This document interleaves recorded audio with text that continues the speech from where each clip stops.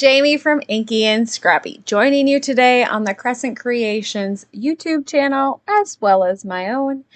And I have a new project for you today featuring MFT's Alpine friends. And of course, some wonderful, to me, new Crescent Creations products. So that lava holographic cardstock there is absolutely gorgeous. I'm going to use that today. The Alpine Friends, which is from my favorite things and is in the Crescent Creations shop, as well as the slider dies that go with it and the coordinating die set. So that holographic lava paper is absolutely gorgeous. It's got some pinks and purples and blues.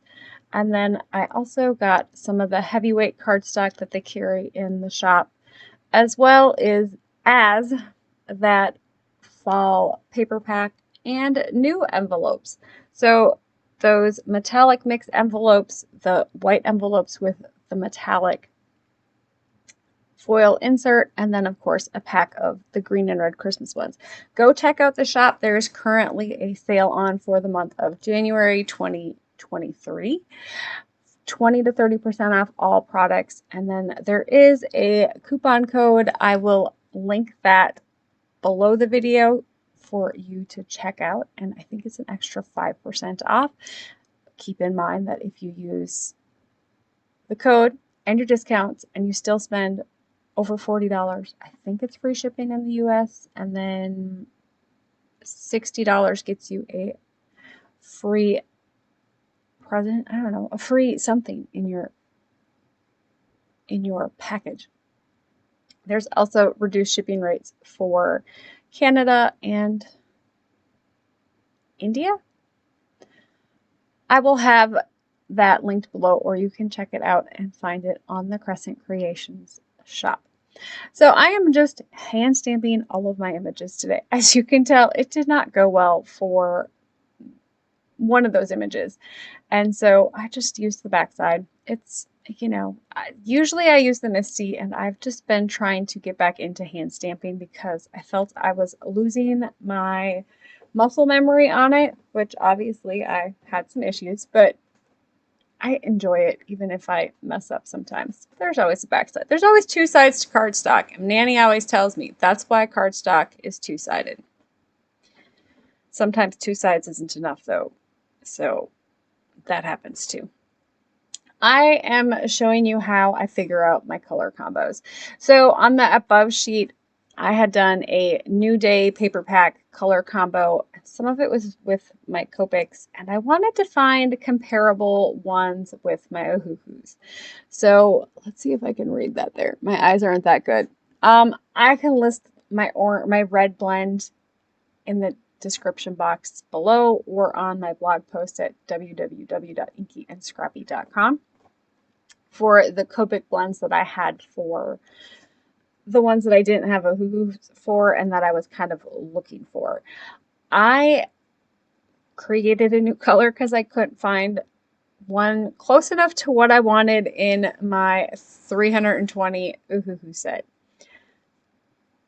It was like the BG72 in Copic, and I couldn't find one that matched in my Ohuhu, so I just made up a color, and I will have those color numbers listed all on my blog post, so you can stop by there to grab the snapshot picture if that is something that you're interested in for Ohuhus. I do list the Ohuhus that I have that are in the old numbering style, the one, I think it's like 1 through whatever, if I had the coordinating number set. So I think my first set of my second set of Ohuhus was the fine nib with, I think it's like a 200 set or 216 colors. I think it's a 200 set.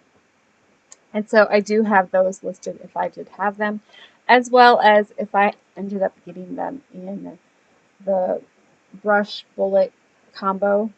I think I just have the brush. So I think I have one set of brushes, which was like the 72 pack, which was the first ones I had received from or bought from Ohuhu.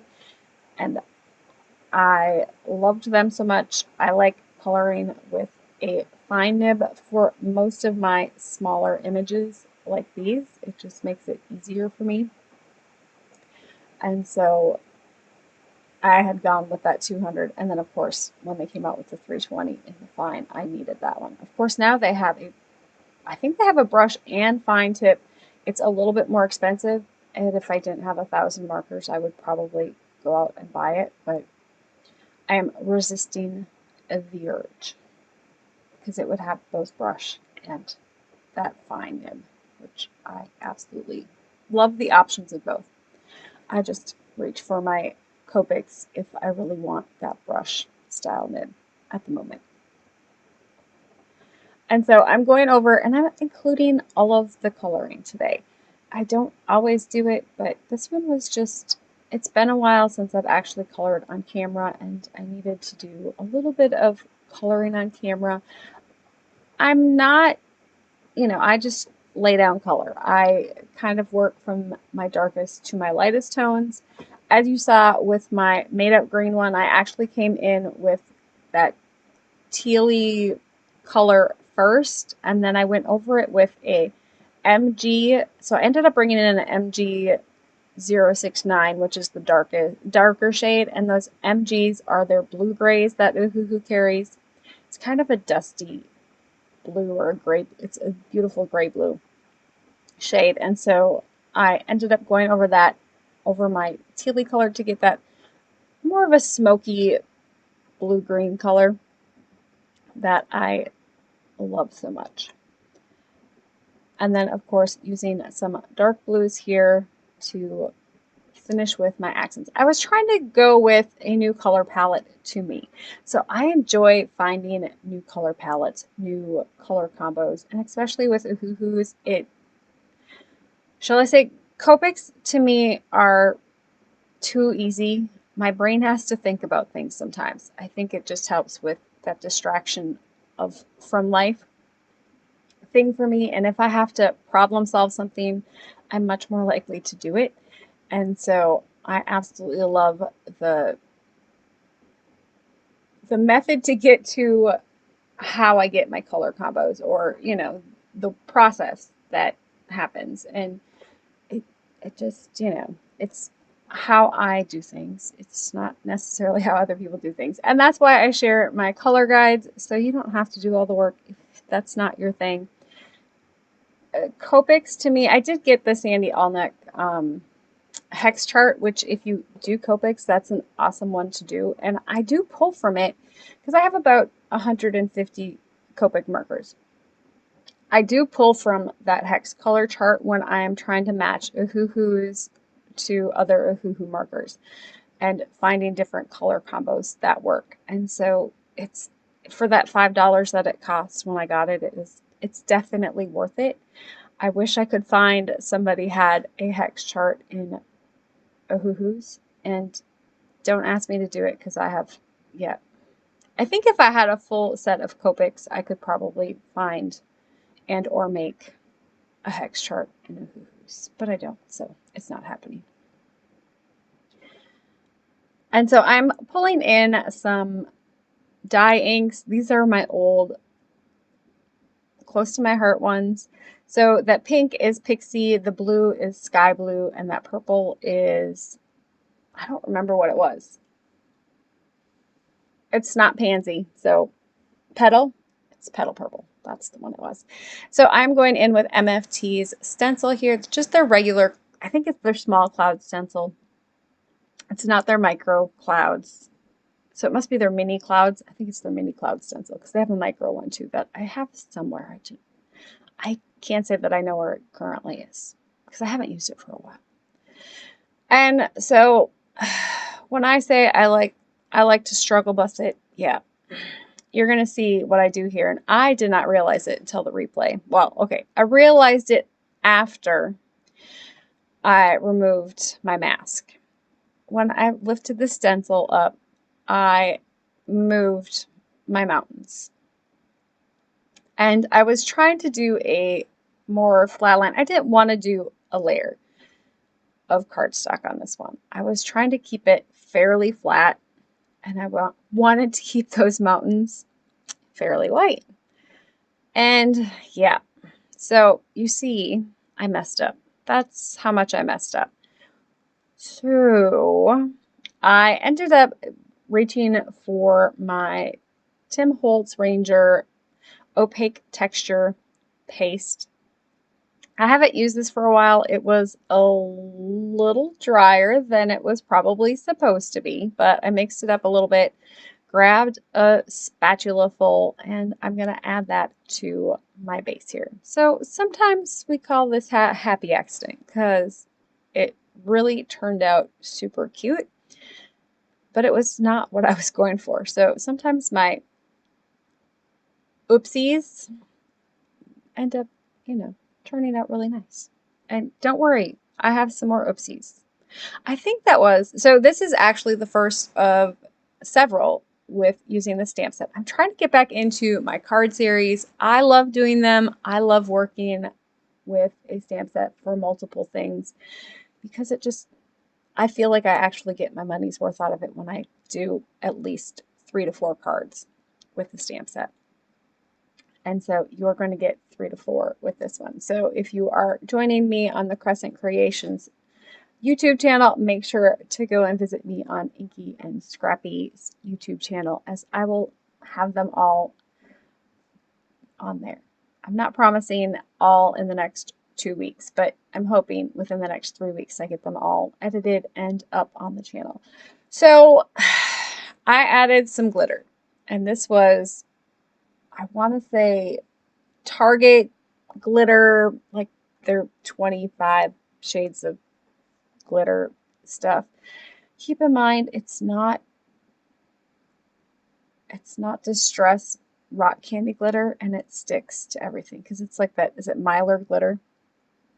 It was a hot disaster. I have glitter everywhere. So it just kept falling off, and I think I wasn't fast enough with my paste. I probably should have done a layer of collage medium or glitter art glue on there beforehand. I was debating, and I thought, you know what, I'm just going to let it dry and I'll come back to it. So I kind of figured out my hill here. I decided that I didn't like the hill the way it was. I wanted to go in and do it sloping from the other side. So I had my other piece there. I will save the other one and use it later on. And then while I was doing this, I decided, and of course my mountains are not dry yet, so I'm figuring out the placement of my slider mechanism. And so I kind of want it not to touch that top mountain. It does end up, when I'm all said and done, it just barely hits the top of that mountain, which it kind of impedes movement a little bit there, but it works out okay. I end up fixing it later on. So to run that through my die cut machine, I just put the plate on the top portion there. So when I ran it through, I ended up with glitter everywhere because it bounced it, and I had glitter literally everywhere. Yeah. So that was when I brought in that Distress collage medium and decided I needed to do a layer of collage medium on top of that glitter to get it to stay. And then I ended up re-glittering a little bit here to make sure that it all had that beautiful purple, and then of course the holographic white glitter, because you can never have enough glitter. Okay, after I was done with this card, I'd had enough of glitter for a while because it's still everywhere. But I mean, how else am I supposed to be a fairy if I don't get glitter everywhere? Ask my husband. He had glitter on him the other day, and I'm pretty sure it was purple glitter. I don't know where that would have came from. Nope. I am bringing in MFT's Slider. I think they're called replenishments, but these ones are the slider ones. They have them in circle and the little oblong oval here. And I just sand them with an emery board. It gives a little bit of grip there so the glue sticks and holds a little bit better. And then I'll set that off to the side to let it dry a little bit. It dries super fast with that collage medium, and or glitter art glue would work as well here. And then because those slider channels match the string in the stamp set, I am going to line that up in my MISTI here very carefully, try not to spread my glitter everywhere. You all know what they call glitter in the craft world, right? They aren't wrong. It is like really bad. It spreads everywhere. So once I have that all stamped on there, I'm gonna pull that off and then I will just finish up my card here. And so I decided to do the opposite side. So I used a Lawn Fawn stitched border die, and then I just use the scrap from that and do that as the behind the hill one. And so I tape that onto the front, and then I'm going to add glue to all of that and then hold that down for a little bit because we're going over that texture paste and all of that glitter. And then I'm going to add in my colored image here. But first, I'm going to go and die cut a second one out of some heavyweight cardstock. This just gives it a little bit more stability, and so it helps that to move along a little bit. And then I'll just hold that down and let it dry as I finish up doing the scene on the bottom of this one. So I'm adding in those 3 houses and then some of the trees that I had colored, making sure that nothing goes up on top. I thought about adding the little clouds, but I had the inked clouds, so I really didn't need them, and I didn't want to hinder the movement there at all. And of course, I left enough room for a sentiment on the bottom. Now, I could have stamped the sentiment with some Onyx black ink on top of that, or some StazOn probably would have been the best option to go on top of that holographic paper. I decided just to create my own colored cardstock to go with the pinks that were in my image. So I kind of picked the image that needed a little, or the color that needed just a little bit more of a pop. So I thought that pink needed a little bit more representation on the card, so I brought that one in to color my cardstock there. And then I'm going to just trace that out so I can add in the cut piece there from my top panel, so it gives that more seamless look and it carries the front into that slider area so you don't miss it out. So I'm bringing in Crescent Creations little mini strips there and then some other thicker cardstock that I have. I want to say it's like a double thickness on your foam stuff, so it gives it plenty of lift so your slider channel is free and clear and moves a little bit. And so that hill was like just catching barely, so I just went in with my Teflon bone folder there and kind of smooshed it down a little bit there. It made it smoother and it allows it to slide a lot more freely. And yes, I still have glitter falling everywhere. And there is my completed card featuring MFT's Alpine friends and products from Crescent Creations.